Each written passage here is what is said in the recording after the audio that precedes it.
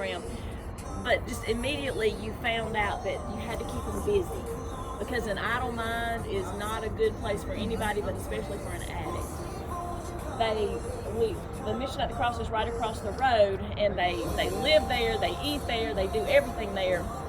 But we said we've got to find something for them to do with their hands. Plus, we found out really quickly that a lot of the guys who come to Mission at the Cross don't know a trade. They've never done anything but be incarcerated or, cook meth, and those really, those don't contribute to society when you get out. So we already had a motorcycle ministry, so Richard said, well, why don't we teach these guys how to tinker on motorcycles? That would be something good. So we took one room at Mission at the Cross, turned it into a motorcycle shop. Nobody would trust us to work on their motorcycles, so we just worked on our own. But that kind of grew, and then we bought the building right across from the Mission at the Cross, which was just an old building that at that time was a water company. Those water tanks that you put in the offices. They were just housing those, but at one time it had been a little mechanic shop. So we bought that, worked out great. We turned it into a little service center, and then we built a showroom onto it.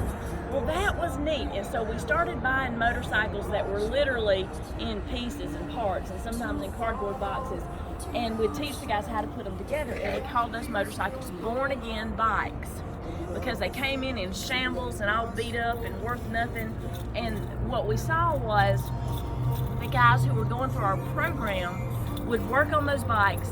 Some of them already had a knack for mechanics, some of them didn't, but they learned. And when they got through and could step back and see what they were able to do, some of them had never completed a project in their entire lives, never completed anything. They just felt such a sense of appreciation, but it would take months to do that. And what they didn't realize is we were watching them, and we were watching the same thing happen in their own lives as they were learning about Jesus, and they were involved in the Bible studies and involved in everything that the mission had to offer. We were seeing that transformation come about in their lives.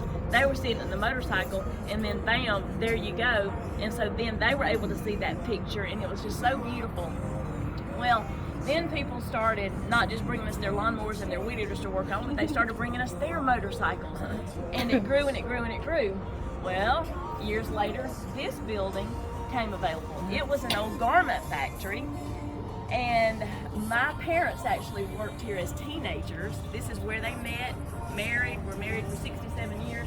So it's a really special building to me. All my aunts worked here, and we got it. We didn't know what we were going to do with it. We thought it would really be like a food distribution center or something to do with just ministry. We never dreamed in a million years actually that it would be the motorcycle shop, but it is, and the Lord has blessed it.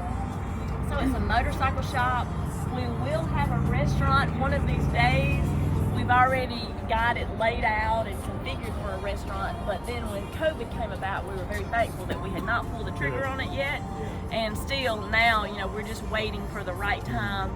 But there are other things in there. We've got the gun shop open, we've got a little chapel. Back behind here, we've been blessed to acquire 2 other buildings, and they are full of used motorcycle parts. It's called Mike's Everyday Swap Meet. We've got a 20,000 square foot service department where we can literally do anything. Upstairs, we have our Hellfighters offices, and we have transitional apartments for the guys. So we're really, really, really proud of this place, and the profits from this are what keep Mission at the Cross free for the guys who come now for a 12-month recovery program. Before it was, when it's 6? It started out as 3, then it went to 6, now it's 12, and then after the 12 months when they graduate, they have the option to stay on in another step of the program, which is staying in apartments above Mission at the Cross on the 3rd floor.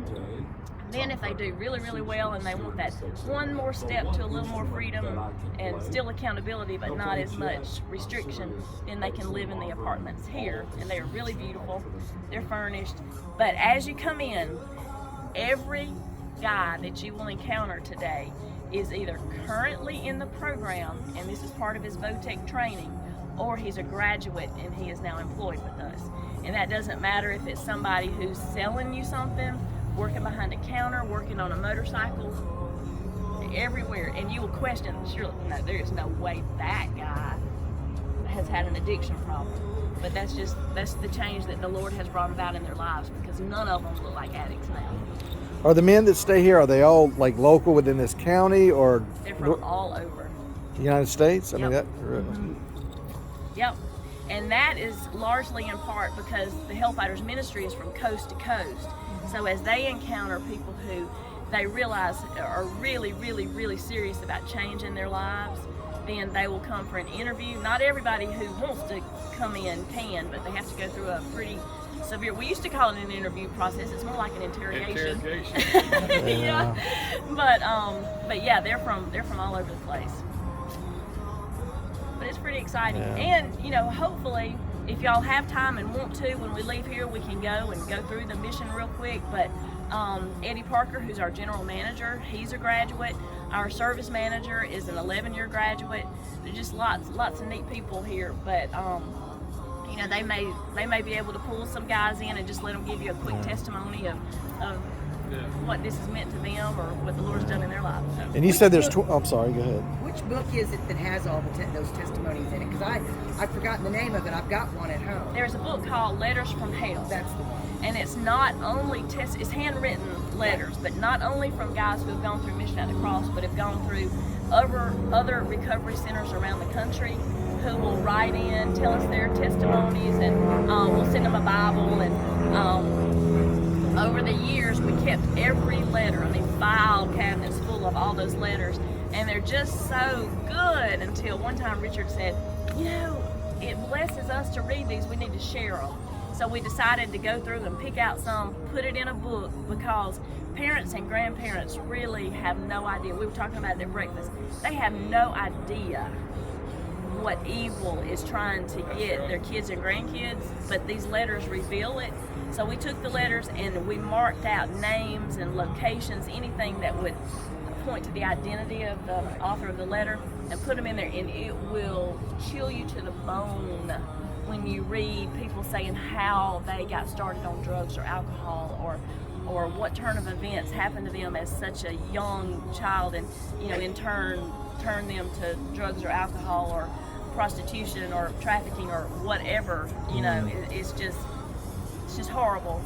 But God, and He can change it all. But every parent and grandparent needs to read the book Letters from Hell. That is for sure. For sure. So anyway, if y'all are ready, We're ready. let's go. Okay.